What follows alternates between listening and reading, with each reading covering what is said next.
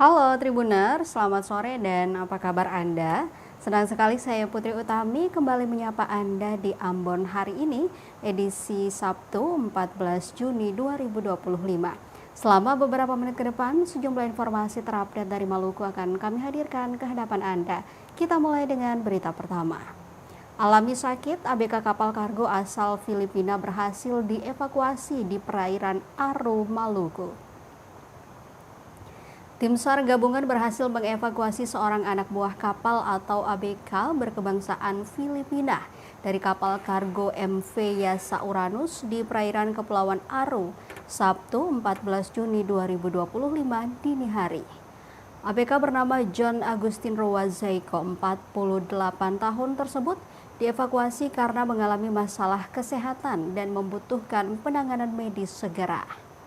Kepala Basarnas Ambon Muhammad Arafah menjelaskan bahwa permintaan bantuan SAR Medivac Evacuation diterima pihaknya pada Jumat 13 Juni 2025 sekitar pukul 18.00 waktu Indonesia Timur.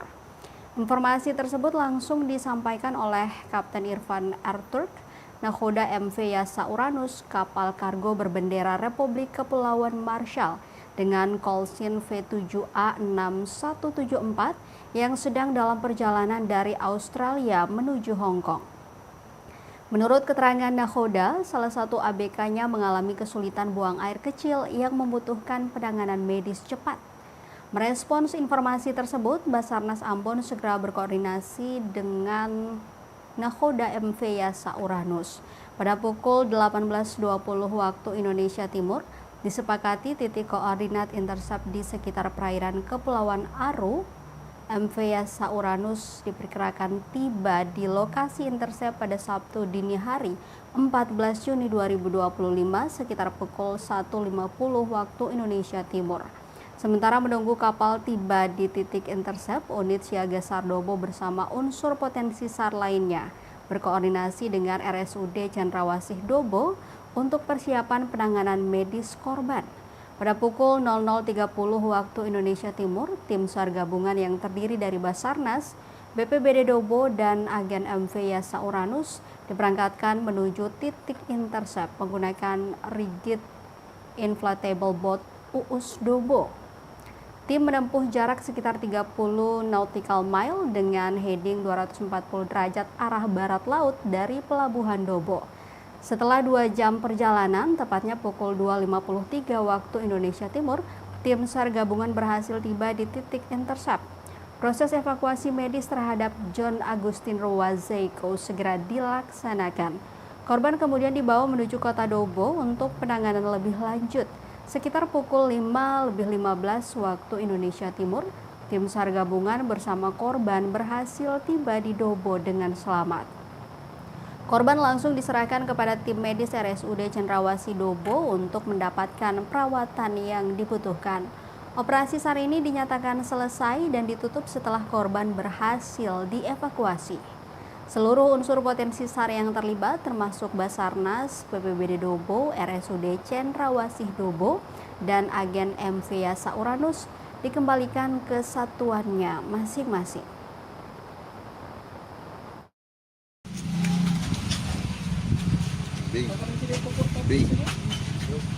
Kami laporkan perkembangan operasi SAR kecelakaan kapal Medivac 1 orang ABK kapal kargo MV Yasa Uranus di perairan Dobo, Kabupaten Kepulauan Aru.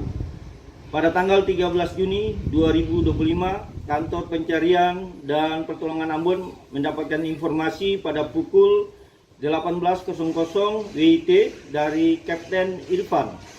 Adapun lokasi kejadian di perairan Dobo dengan jarak dari unit siaga Sardobo ke LKK 200 nautical mile arah tenggara. Proses evakuasi KRI Basarnas selesai dan tim SAR gabungan kembali menuju ke Pelabuhan Dobo. Pada pukul 05.15 waktu Indonesia Timur, tim SAR gabungan beserta korban tiba di Pelabuhan Dobo dalam keadaan selamat. Selanjutnya, korban diserahkan ke pihak medis untuk diberikan perawatan lanjutan. Dengan telah berhasilnya dievakuasi korban, maka operasi SAR kami usulkan untuk ditutup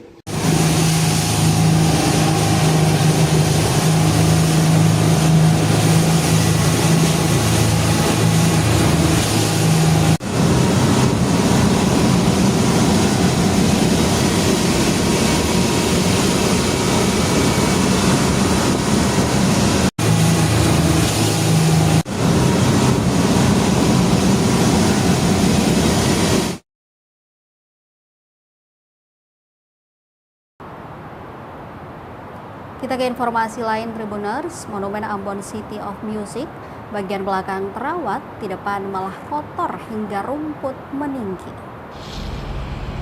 Jadi kebanggaan kota Ambon, Monumen Ambon City of Music malah tak dirawat dengan baik. Pantauan tribunambon.com sekitar pukul 16.00 waktu Indonesia Timur, Kamis 12 Juni 2025, bagian depan monumen yang terletak di Jalan Dr. J. Lemina Hatibe Besar, Kecamatan Teluk Ambon penuh dengan sampah. Rumputan liar juga tumbuh meninggi sepanjang monumen. Anehnya, pada bagian belakang monumen atau tepat berhadapan dengan jalan utama, rumputan dipangkas rapi. Sampah juga tak tampak.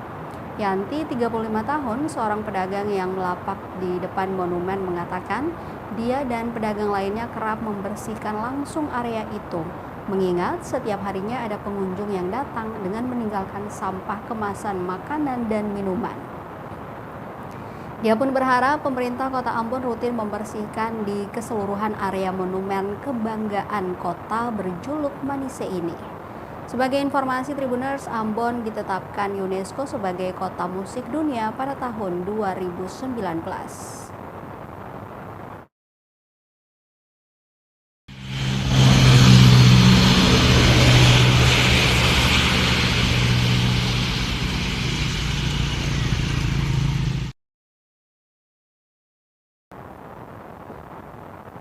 Puluhan penghafal Quran dari 3 sekolah Muhammadiyah di Maluku Tengah diwisuda.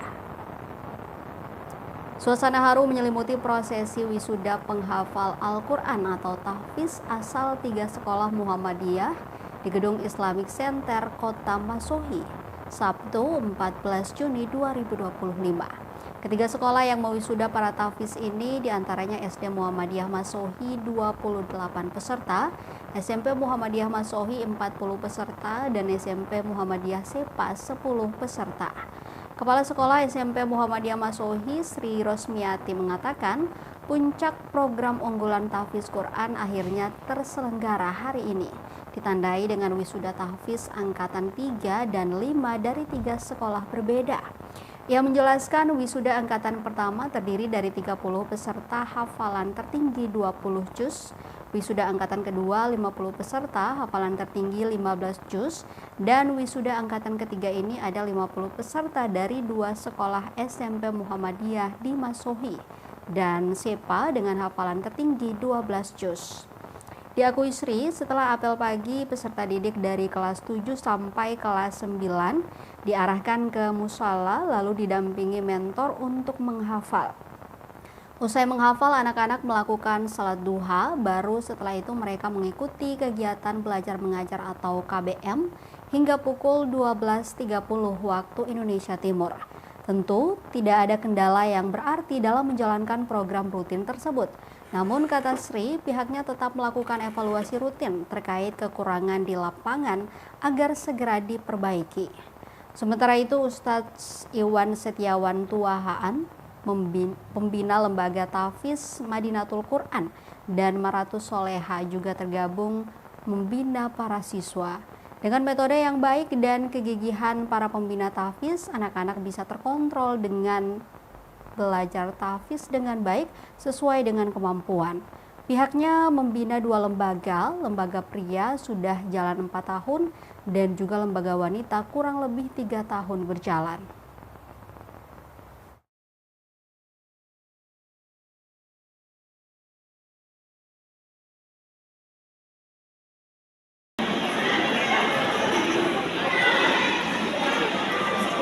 Program ini berjalan mulai tahun 2022 dan ini angkatan ketiga kami wisudakan. Angkatan pertama itu ada 30 peserta dengan tahfiz yang tertinggi. Wisuda kedua alhamdulillah 50 peserta, lebih meningkat dari angkatan pertama. Yang tertinggi hafalannya itu setoran juz 15 juz. Kemudian untuk tahun ketiga juga ini 50 peserta, namun 40 dari SMP Muhammadiyah Masohi dan 10 dari SMP Muhammadiyah Sepa. Kami sekolah Yayasan Muhammadiyah punya program unggulan yang sama se-Indonesia, sehingga alhamdulillah untuk tahun ini SD Muhammadiyah Masoi, SMP Muhammadiyah Masoi, dan SMP SMA bisa bekerja sama untuk program ini kita satukan, kita laksanakan bersama. Alhamdulillah program ini merupakan rutinitas harian kami di sekolah, berjalan mulai jam 7.00 setelah pagi. Anak-anak diarahkan ke musola setelah ambil air wudhu, kemudian mereka masing-masing duduk bersama pendamping atau mentor. Dengan satu mentor itu ada 15 siswa. Lewat kegiatan tersebut, alhamdulillah sudah mendapatkan hasil yang menurut kami sudah cukup maksimal. Mudah-mudahan ke depan untuk peserta wisudanya lebih bisa meningkat lagi. Jadi program ini mulai berjalan jam 7.00 sampai jam 7.45, kemudian dilanjutkan dengan sholat berjamaah, baru kita persilakan anak-anak melakukan kegiatan KBM sampai jam 12.30. Lewat kegiatan ini juga kita terpilih sebagai sekolah penggerak angkatan 2 lewat program ini, karena sekolah lain tidak ada program ini selain sekolah-sekolah Muhammadiyah. Jadi di dalam lembaga tahfidz itu kan berbagai macam anak memiliki karakter masing-masing. Jadi cara pembinaan kami di lembaga tahfidz itu, pendidikan tahfidz adalah dengan memahami karakter anak dan memahami kemampuan anak. Jadi kami berikan mereka beban menghafal, beban untuk memahami Al-Quran itu sesuai dengan kapasitas masing-masing. Ada anak yang cepat menghafal, ada anak yang lambat. Tapi alhamdulillah dengan metode yang baik, dengan kegigihan para pembina tahfidz, alhamdulillah anak-anak bisa terkontrol dengan baik dan bisa berjalan tahfidz dengan baik sesuai dengan kapasitas anak masing-masing. Kami ini membina dua lembaga, ada lembaga untuk pria dan lembaga untuk wanita. Yang pria itu sudah berjalan sekitar 4 tahun dan yang pria wanita itu sudah 3 tahun. Harapan ke depan itu kami ingin menjadikan Masuhi ini sebagai kota santri, kota penghafal Quran. Pemahaman usaha ini menjadi kota penghafal Quran. Jadi insya Allah kami berencana mencetak generasi tahfidz yang sebanyak-banyaknya insya Allah.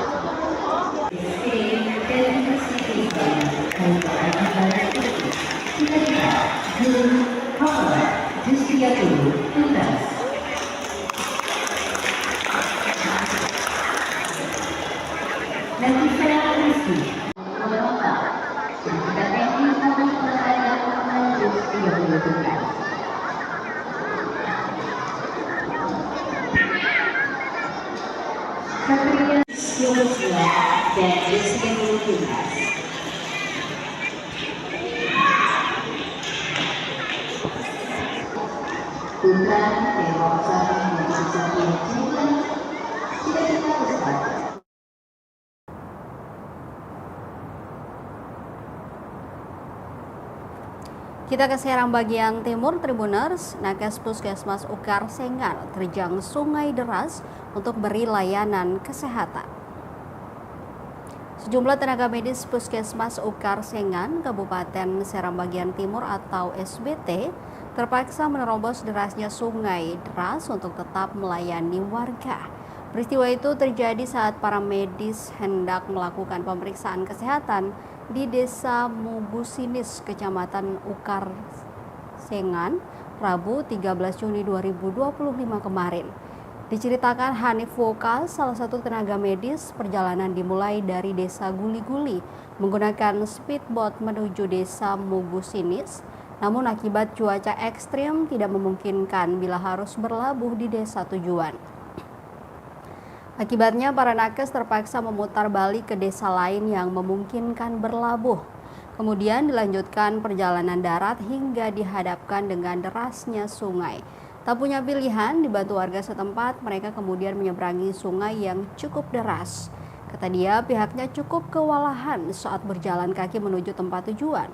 Hal itu lantaran akses jalan yang belum tersedia, ditambah beberapa sungai yang kerap meluap saat musim hujan. Mirisnya kejadian itu bukan baru kali pertama terjadi, namun telah berulang kali dirasakan, terlebih saat musim hujan. Para medis berharap masalah seperti itu bisa mendapat perhatian serius dari pemerintah setempat untuk mendukung kelancaran aktivitas pihaknya.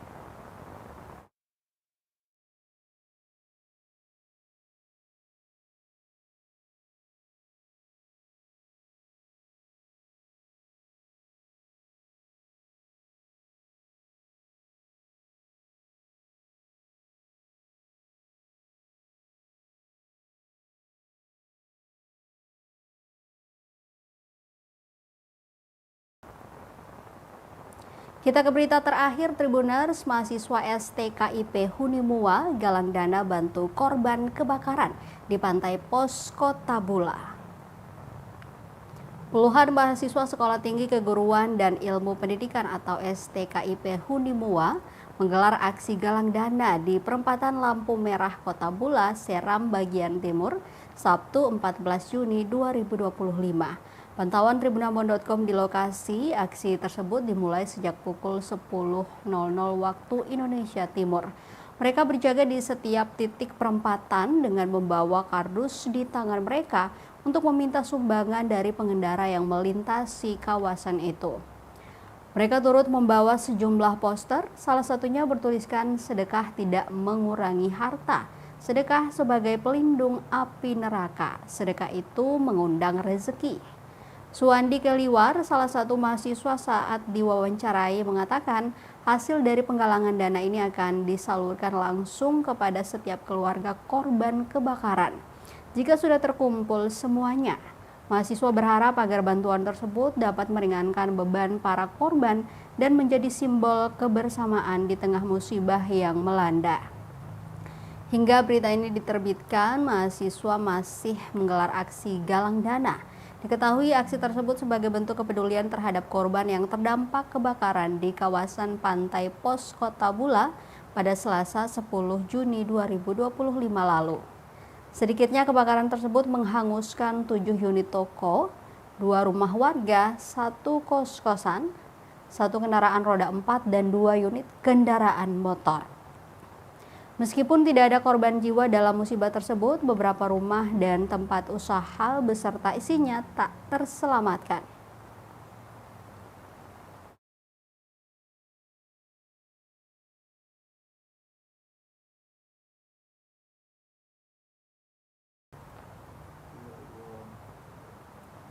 Tribuners, informasi tadi sekaligus mengakhiri perjumpaan kita di Ambon hari ini. Saya Putri Utami mewakili seluruh kru yang bertugas mengucapkan terima kasih atas kebersamaan Anda. Selamat sore, sampai jumpa. Amato. Download Tribun X sekarang. Menghadirkan lokal menjadi Indonesia.